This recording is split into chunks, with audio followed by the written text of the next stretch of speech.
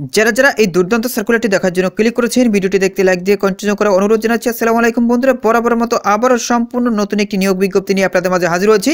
বন্ধুরা, অবশেষে বহুল প্রতীক্ষার পরে কারা অধিদপ্তরে বিশাল একটি নিয়োগ বিজ্ঞপ্তি প্রকাশ হতে যাচ্ছে। এখানে আপনারা বাংলাদেশের সকল জেলা থেকে ছেলে এবং মেয়ে উভয় প্রার্থী আবেদন করতে পারবেন। তো প্রিয় বন্ধুরা, এই দুর্দান্ত সার্কুলারে কি পদ রয়েছে সবকিছু আজকের এই ভিডিওটির মাধ্যমে জানতে পারবেন। সো অবশ্যই ভিডিওটি ধৈর্য সহকারে দেখার চেষ্টা করবেন। তাহলে চলুন মূল ভিডিওটি শুরু করা যাক।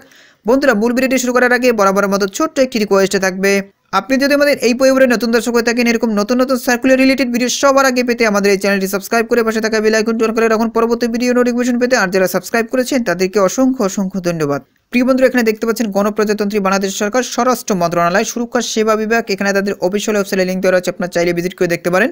এই ছাড়পত্রটি প্রদান করা হয়েছে 9 ডিসেম্বর 2024 তারিখ। তো বুঝতে পারছেন একদম নতুন একটি ছাড়পত্র। এখানে দেখতে পাচ্ছেন বিষয়তে বলা রয়েছে কারা অধিদপ্তরে সরাসরি নিয়োগযোগ্য শূন্য পদে ছাড়পত্র প্রদান। অর্থাৎ দেখতেই পাচ্ছেন নিয়োগযোগ্য শূন্য পদে ছাড়পত্র অলরেডি প্রকাশ করা হয়েছে। কিছুদিনের ভিতরেই কিন্তু নিয়োগ বিজ্ঞপ্তি আসতে চলেছে। তো আপনারা যারা কারা অধিদপ্তরের নিয়োগ বিজ্ঞপ্তির অপেক্ষা ছিলেন, আপনাদের অপেক্ষার পালা কিছুদিনের ভিতরেই শেষ হয়ে যাবে। কারণ দেখতেই পাচ্ছেন শূন্য পদের ছাড়পত্র অলরেডি প্রদান করা হয়েছে। ছাড়পত্র প্রদানের পরেই কিন্তু নিয়োগ বিজ্ঞপ্তি প্রকাশ হয়।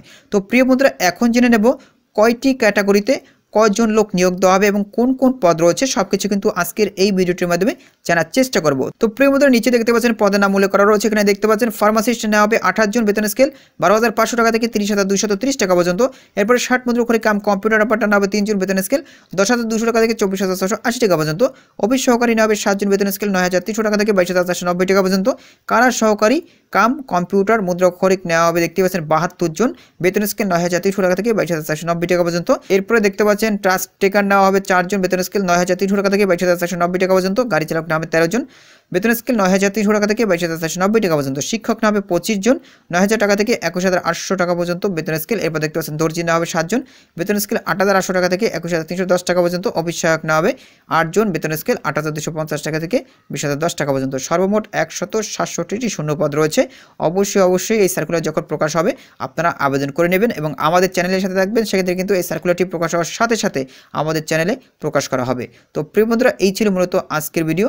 পরবর্তীতে নতুন কোনো সার্কুলার নিয়ে আপনাদের মাঝে হাজির হব। সবাই ভালো থাকবেন, সুস্থ থাকবেন। আল্লাহ হাফেজ।